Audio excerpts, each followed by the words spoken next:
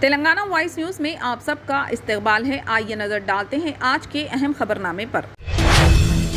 Chief minister کے چندر شیکھر راؤ نے جمعرات کو حیدرآباد کے بنجارا ہلز روڈ نمبر 12 پر پوری جگناتھ مندر کے قریب تلنگانہ پولیس کے integrated command and control centre ICC کا افتتاح کیا۔ ان کے ساتھ وزیر داخلہ محمد محمود علی، سینیماٹوگرافی کے وزیر T سرینیواس یادو اور چیف سیکریٹری سومیش کمار بھی موجود تھے۔ Police command and control centre Hyderabad میں 600 کروڑ روپے سے زیادہ کی لاگت سے تعمیر کیا گیا تھا۔ عمارت کا سنگ بنیاد سال 2017 میں رکھا گیا تھا۔ کمانڈ کنٹرول سینٹر ایک 4 ٹاور پر مشتمل عمارت ہے جس میں 20 منزلیں ہیں اور اس کا رقبہ 5.5 لاکھ مربع فٹ ہے۔ ٹاورز کے ڈبل شیشے کے پردے کی دیوار کا نظام صوتیات، تھرمل سکون اور توانائی کی کارکردگی کو بہتر بناتا ہے۔ زائرین کو ٹاورز کی 14ویں منزل تک جانے کی اجازت ہوگی جہاں سے وہ شہر کا 360 ڈگری منظر دیکھ سکتے ہیں۔ یہ عمارت 7 ایکڑ پر پھیلی ہوئی ہے جس میں 4 بلاکس A, B, C اور D میں 7 لاکھ مربع فٹ سے زیادہ ہے۔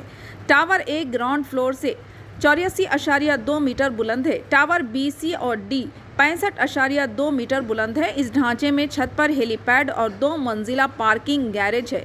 حیدرآباد پولیس کمشنر کا دفتر اور انتظامی ڈویژن ٹاور A میں واقع ہوں گے جو مرکز کے بائیں جانب ہے۔ تلنگانہ میں ہر کیمرے تک رسائی کے ساتھ ٹاور B میں ریاستی سطح پر نگرانی کا نظام ہوگا۔ ٹاور میں ٹریفک کمانڈ سینٹر، شی ٹیمز، ایمرجنسی ریسپانس آرگنائزیشن، ہاک آئی اسسٹنٹس اور دیگر متعلقہ ادارے بھی شامل ہوں گے۔ تلنگانہ BJP کے صدر بنڈی سنجے کمار نے جمعرات کو دعویٰ کیا کہ حکمراں تلنگانہ راشٹریہ سمیتی کے 12 MLA زعفرانی پارٹی میں شامل ہونے کے لیے تیار ہیں۔ انہوں نے پیشن گوئی کی کہ تلنگانہ میں جلد ہی ضمنی انتخابات کا سلسلہ ہوگا۔ انہوں نے بھونگیر میں نامہ نگاروں سے کہا کہ منگوڑے کی طرح کئی اسمبلی حلقوں میں ضمنی انتخابات ہوں گے۔ وہ کانگریس پارٹی سے کومت ریڈی راج گوپال ریڈی کے حالیہ استعفیٰ کا حوالہ دے رہے تھے۔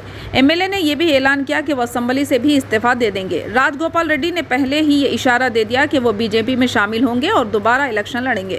بنڈی سنجے نے دعویٰ کیا کہ TRS کے کچھ ارکان اسمبلی حکمراں پارٹی سے استعفیٰ دینے کی تیاری کر رہے ہیں کیونکہ انہیں لگتا ہے کہ TRS حکومت میں ان کا کوئی مستقبل نہیں ہوگا۔ انہوں نے کہا کہ لوگوں میں حکومت مخالف جذبات ہیں اور کچھ TRS MLA پارٹی چھوڑنے کو تیار ہے۔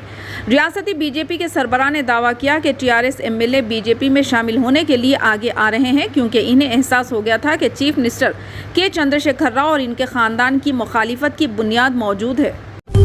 تلنگانہ کے گورنر T سندراراجن نے چہارشنبے کے روز مختلف ریاستی یونیورسٹیوں کے طلباء سے بات چیت کی تاکہ ان کے مسائل کو سمجھ سکے اور انہیں یقین دلائے کہ وہ ان کے مسائل کو متعلقہ حکام کے نوٹس میں لائیں اور ان کا حل تلاش کریں گے۔ تلنگانہ میں ریاستی یونیورسٹیوں اور کالجوں کے طلباء کے ساتھ بات چیت کے دوران انہوں نے کہا کہ طلباء کو اپنی تعلیم کو آگے بڑھانے کے قابل بنانے کے لیے کم سے کم سہولیات جیسے کھانا اور رہائش کم سے کم معیار کی ہونی چاہیے۔ انہوں نے کہا کہ طالب علموں کے لیے تعلیم کے بعد اچھی نوکری یا پیشہ بھی یقینی بنایا جائے۔ راج بھون کے ایک پریس کمیونیک نے بتایا کہ تلنگانہ بھر کی مختلف یونیورسٹیوں اور کالجوں کے طلباء نے اپنی نمائندگیاں پیش کی اور یونیورسٹی میں انہیں درپیش مسائل کے بارے میں بات کی۔ اس میں کہا گیا کہ گورنر نے راج بھون آنے والے ہر طالب علم کے مسائل تحمل سے سنے اور انہیں اخلاقی مدد فراہم کرے۔ انہوں نے یقین دلایا کہ وہ ان کے تمام مسائل متعلقہ حکام کے نوٹس میں لائیں گے اور ان کا حل نکالیں گے۔ اس میں کہا گیا کہ آزادی کا امرت مہوتسو کی تقریبات کے ایک حصے کے طور پر یونیورسٹی کے طلباء کو مشورہ دیا گیا کہ وہ اپنی اختراعات اور تخلیقاتی صلاحیتوں کو بہتر بنانے کے لیے راج بھون کے زیر اہتمام مضمون نویسی کے مقابلے میں حصہ لیں۔ اس موقع پر گورنر نے طلباء میں قومی پرچم تقسیم کیا اور انہیں 13 سے 15 اگست تک اپنے گھروں پر لہرانے کی تلقین کی۔ لون ایپ کیس میں ایک اہم پیش رفت میں ED حکام directorate of enforcement 12 non banking finance corporation کے بینک کھاتوں سے 105 کروڑ روپے ضبط کرنے میں کامیاب ہوئی۔ ED کے عہدیداروں نے فینٹیک کمپنیوں سے متعلق 233 بینک کھاتوں کو درج کیا، یعنی 10 دیگر متعلقہ کمپنیوں اور ان کے کھاتوں کو ضبط کر لیا گیا۔ یہ تحقیقات Hyderabad cyber crime police station میں درج کی گئی۔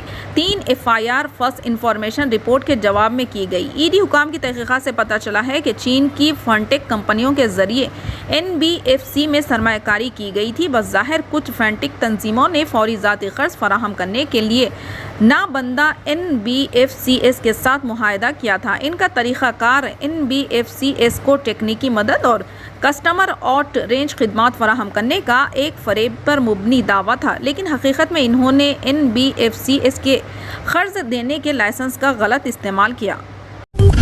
آزادی کا امرت مہوتسو کے ایک حصے کے طور پر 75ویں یوم آزادی کی تقریبات کے سلسلے میں حکومت نے چار مینار، گولکنڈہ قلعہ اور شہر کی دیگر تمام یادگاروں اور مقامات پر آنے والوں کے لیے مفت داخلے کا اعلان کیا۔ Archaeological survey of India ASI مفت داخلہ اسکیم 5 سے 15 اگست تک کارآمد ہے اور ہندوستانی شہریوں کے ساتھ ساتھ غیر ملکی سیاح بھی اس سے فائدہ اٹھا سکتے ہیں۔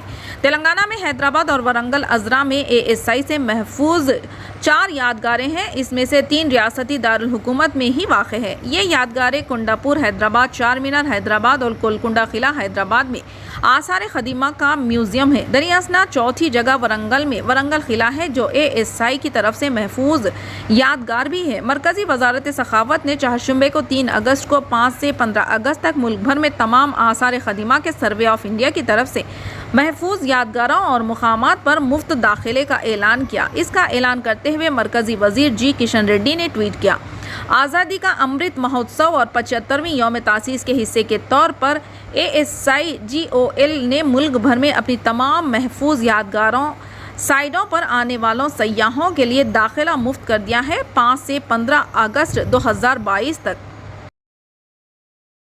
فی الحال کے لیے اس خبرنامے میں بس اتنا ہی۔ دیکھنے کے لیے آپ کا بہت بہت شکریہ۔ اگر آپ نئے ہیں اس چینل پر تو سبسکرائب ضرور کر لیں اور بیل آئیکن کو دبا لیں تاکہ ہماری ہر خبر آپ تک پہلے ملے۔